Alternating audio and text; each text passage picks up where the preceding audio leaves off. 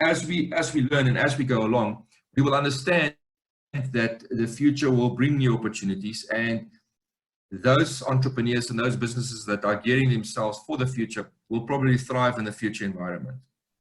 Yes, next slide. Thank you. So, in my view, as I've said already, and I think all the speakers have acknowledged that work,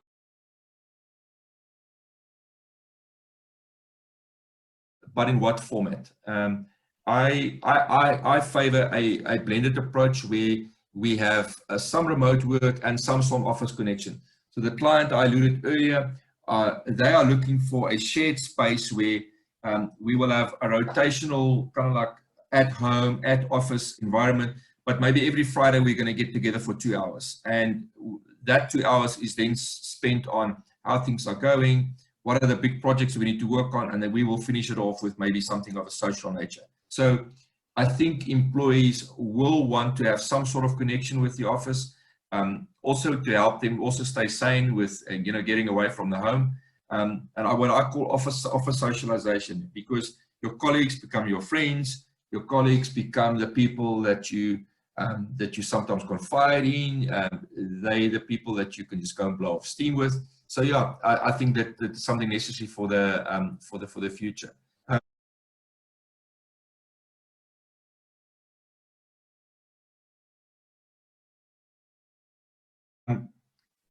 There's also the productivity pressures. You know, am I able to do my best work remotely? Can I do it at home? Are there not maybe too many distractions? Do I have the necessary motivation levels to do my best work? So, and I think over time we will discover the answers to those. I also think that in future we will have to become very, very good at remote management.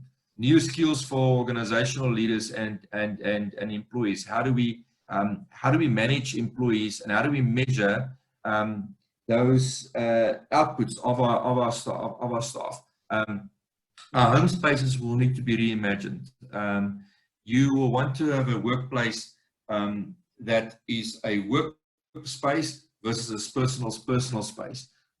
You want your workplace comforts to have similar things like teas and canteens and exercise. How do you deal with that from a productivity perspective? You would want to maybe potentially escape home to be productive, you know, because there's too many things going on at home, and you're sharing space with your child that's busy doing school or university. All of those kind of things are going to impact, and we're going to have to get our heads around it. And I'm glad some of the speakers are thinking about that. Next slide.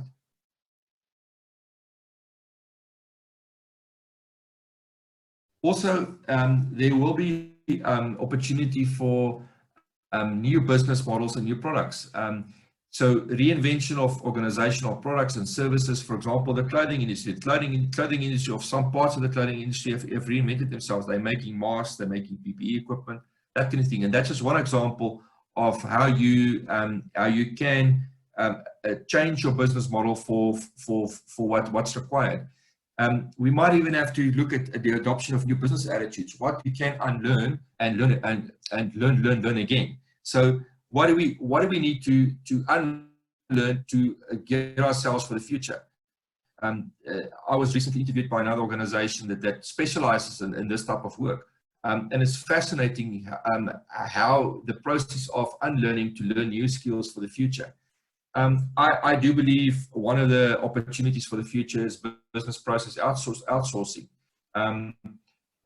Organizations are now re-evaluating what is core and what is not core. I have many associations with different organizations.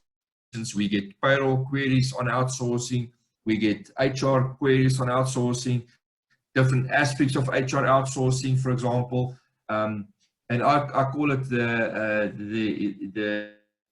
magical rand dollar exchange rate is making South Africa very attractive for overseas organizations. I've got a client that started a call center business for aimed at England and parts of Ireland and parts of Europe in November last year. I mean, it's the worst time of the year to start a business towards the end of the year.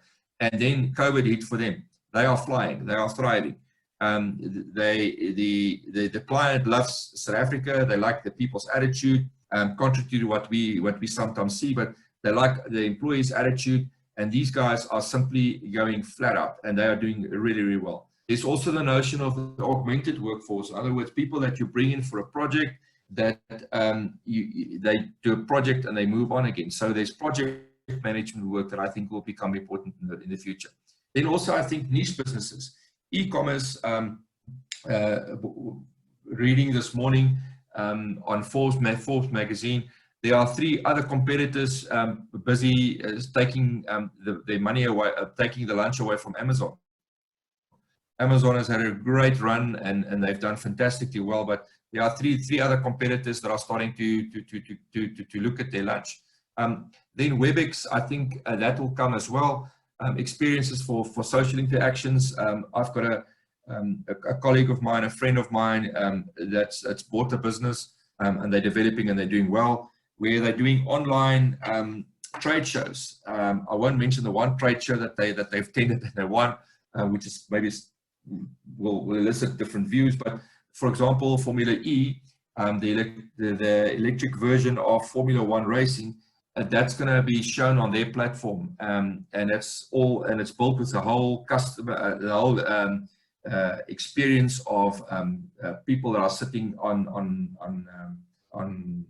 pavilions that are observing this race. That's all built into the whole model. I think sport in the future might look very different. So expos, I've put it there, trade shows. And then also I think, unfortunately, business, we will see, I think, a reduction in business travel, but we potentially will see more for leisure.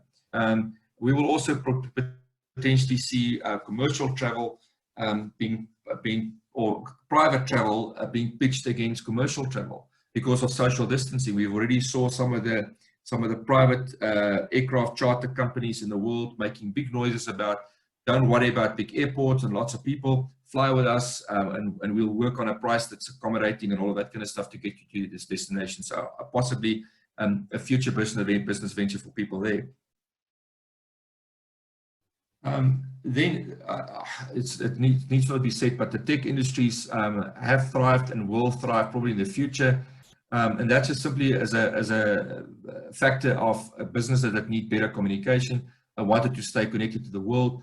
There's a quote in there in terms of the Forbes magazine, and these numbers are just eye-watering, that despite the epidemic, Amazon, Apple, Facebook, and Google have released jaw-dropping financials, $205 billion in combined quarterly sales and $1 billion in earnings during this stretch, when the American economy is tanking at 33%, and that was recently in August. I also think that health and well-being in the future will also create opportunities, because I think what COVID has taught us is that we're not superhumans, and we would probably like to be. And I think that there will be this whole drive around vaccines, better food sources, alternative food sources, that will develop. What are we going to eat? What are we going to eat, put in our bodies? I also think that there's potentially, the way I see it in the future, potentially we will not be so keen to go to the gym, but we might be very keen to be outdoors. So we will be rather preferring outdoor activity rather than to go to the gym. I spoke to some people this morning about mountain bike sales, and most of the stores that are selling mountain bikes are up because people are flocking to buy bicycles rather than to go and renew their gym membership because of social distancing issues. So there's some opportunities there as well.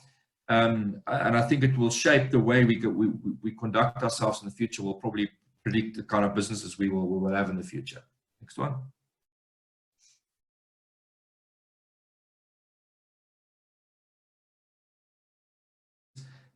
In the future, I think data management will become a key differentiator as to how you can measure your productivity for your employees. So there will be various tools. You will see a drive towards ERP systems that work really, really well and that have this, what we would call, connectedness to the organization.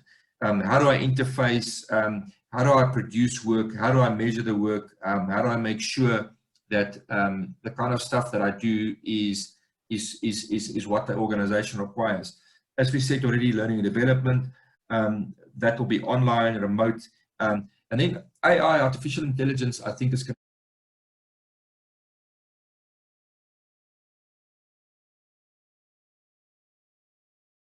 to become a key differentiator for the future, in that how we get machines and ourselves to work together. Some of our speakers have alluded to that. So I think that will have an influence on the future in terms of business opportunities as well. Then I think the future will also, we will have different connections. I call it the remote love and care, which will bring, you know, that will also bring opportunity as to how do we manage that in the future, because we would like to have we will still would like to maintain our relationships, but in a different environment for the future. And then again, I think I might play a role. Then health and well-being, I think I've alluded to that already. Going to the gym versus being outside, structured exercise versus other types of exercise that involve social distancing, which I think creates opportunity as well. Holidays, I question whether the hotel model as we know it versus other smaller niche facilities might be the way of the future.